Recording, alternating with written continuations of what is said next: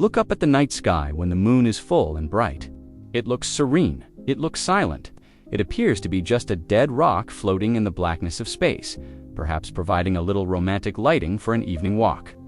But appearances are deceiving. That shining orb is not passive. It is a massive celestial engine that is actively driving complex systems right here on Earth every single second of every single day. It is pulling on you right now. It is pulling on the ground beneath your feet and the oceans surrounding our continents. Welcome to Objectified. Today, we are going to look past the surface of our nearest celestial neighbor.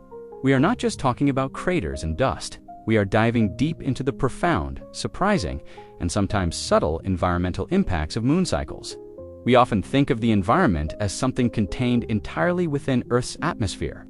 But the truth is that our environment is heavily influenced by an object 239,000 miles away. To understand the environmental power of the moon today, we have to go back to the very beginning. We need to understand its origin story. The leading theory, and it is a dramatic one, is called the giant impact hypothesis. About 4.5 billion years ago, the Earth was a young, molten protoplanet. It was not alone. Another body, roughly the size of Mars, which scientists have named Vega, was on a collision course with us. The resulting impact was catastrophic. It nearly destroyed our young Earth. The collision blasted an enormous amount of debris from both Earth and they out into orbit. Over time, gravity did its work. That ring of superheated rock and dust coalesced to form the moon we see today. Why does this violent history matter to our current environment? Because that impact gave Earth a companion that is unusually large compared to our planet's size. This relationship is crucial because the moon acts as a stabilizing anchor. Before the moon formed, Earth likely wobbled violently on its axis. If that were still happening today, our climate system would be unrecognizable. We would not have the relatively predictable, stable seasons that allow life to thrive and agriculture to sustain billions of people. The gravitational grip of the moon holds Earth steady at its 23.5-degree tilt.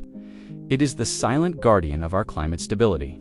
Without that stabilizing hand, the poles could periodically flip toward the sun, causing catastrophic heating and freezing cycles that might have prevented complex life from ever evolving. Our understanding of how the moon affects our environment has evolved significantly over human history. For millennia, the connection was obvious but unexplained. Ancient coastal cultures knew that the waters rose and fell in rhythm with the changing face of the moon. They did not need Isaac Newton to tell them that a full moon meant higher tides. It was a visceral daily reality of their environment. Then came the scientific revolution and our understanding of gravity. We learned that the moon's gravity tugs on the side of Earth, closest to it more strongly than the center of the Earth, and it tugs on the center of the Earth more strongly than the far side. This differential pulling creates a bulge of water on the side facing the moon and due to inertia, another bulge on the opposite side. As Earth rotates through these bulges, we experience high and low tides. When the sun and moon line up during new moons and full moons, their gravitational forces combine to create spring tides, which are higher highs and lower lows. When they are at right angles during quarter phases, they cancel each other out slightly, creating weaker neap tides. This is the heartbeat of our oceans. It dictates coastal erosion, sediment transport, and the mixing of nutrients in marine ecosystems. But our scientific understanding has evolved past just ocean water. We now know that the moon does not just pull on the liquid parts of Earth, it pulls on the solid parts too. These are called earth tides. The solid ground beneath your feet rises and falls by about 30 centimeters, or roughly a foot, twice a day. You do not feel it because everything around you is moving too, but it is happening. This constant flexing generates a small amount of internal heat within our planet. The innovation in our understanding goes even further, extending into the atmosphere. There are atmospheric tides. The moon's gravity tugs on the envelope of gases surrounding our planet. These atmospheric bulges can subtly influence air pressure, and some studies suggest can even slightly affect rainfall patterns in the tropics. It is a minor effect compared to solar heating, but it is proof that every part of Earth's environment feels the lunar grip. Perhaps the most fascinating aspect of lunar environmental impact is biological life on Earth did not evolve in a static environment. It evolved on a planet with a rhythmic, pulsing tidal system and a nightly changing light source. Over millions of years, biology has tapped into the lunar cycle. Consider the coral reefs, the rainforests of the ocean. Once a year, on a specific night following a full moon, billions of coral polyps across hundreds of miles of reef will simultaneously release their eggs and sperm into the water in a massive coordinated spawning event. How do they coordinate this? They do not have calendars. They are tuning into the environmental cues provided by the moon cycle, likely a combination of specific moonlight intensity and the sensing of tidal pressures. This synchronization is vital for their survival, ensuring enough genetic mixing before predators can eat all the gametes. We see this biological connection on land as well. Numerous nocturnal animals adjust their behavior based on the lunar phase. The concept of the lunar trap is fascinating in ecology. During a full moon, the environment is brightly lit all night. Predators, like lions or wolves, might find it harder to hunt because their prey can see them coming. Conversely, some predators have evolved to specialize in bright night hunting. Small mammals, like rodents, often decrease their activity during a full moon to avoid being seen, staying hidden in the shadows. The entire food web shifts and adjusts its behavior based on how much light the moon is reflecting from the sun. This environmental rhythm has deep cultural significance for humanity. Before we had smartphones and satellite weather data, the moon was our primary environmental clock. The very concept of a month is derived from moonth, the time it takes for one lunar cycle. Agriculture has been tied to the moon for as long as we have planted seeds. Many traditional farming almanacs advise planting crops that bear fruit above ground during the waxing moon. As light is increasing and root vegetables during the waning moon, while modern science debates the exact mechanisms, some researchers believe that just as the moon affects ocean tides, its gravitational pull might influence the moisture content in soil and the sap flow within plants, similar to a tidal effect in the plant's vascular system. Fishing cultures, of course, are intrinsically linked to lunar cycles. Knowledge of tidal currents, which are driven by the moon, is a matter of life and death and determines the success of the catch. Indigenous knowledge systems worldwide are rich with intricate understandings of how lunar phases correlate with fish migrations, crab spawning, and shellfish availability.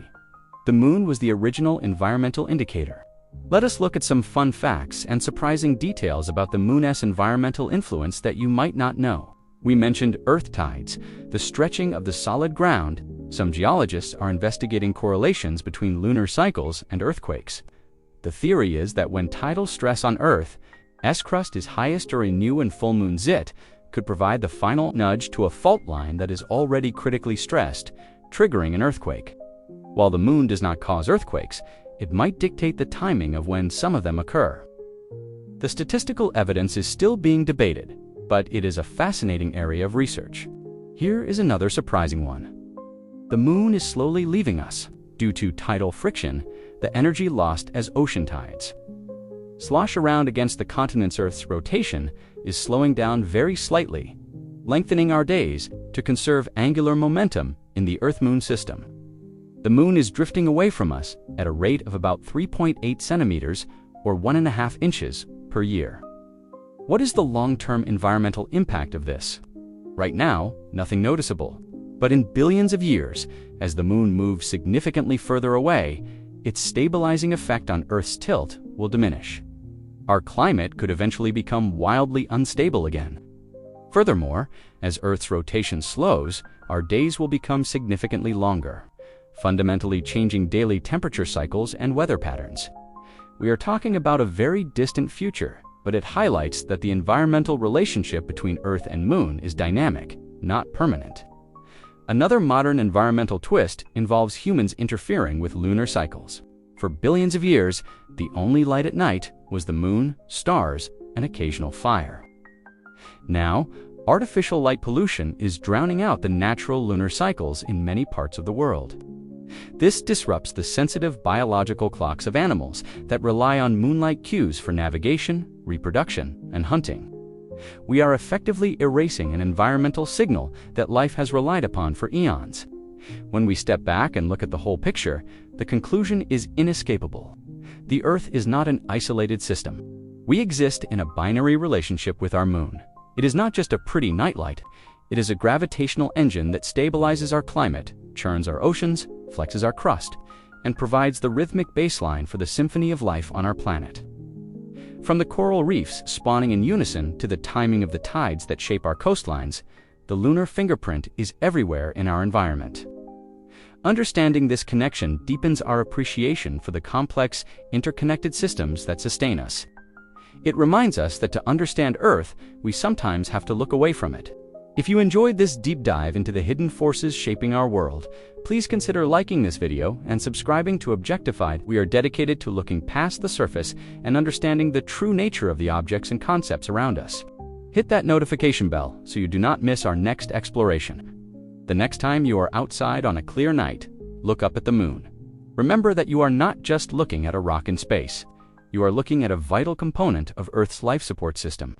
Keep looking up and keep wondering.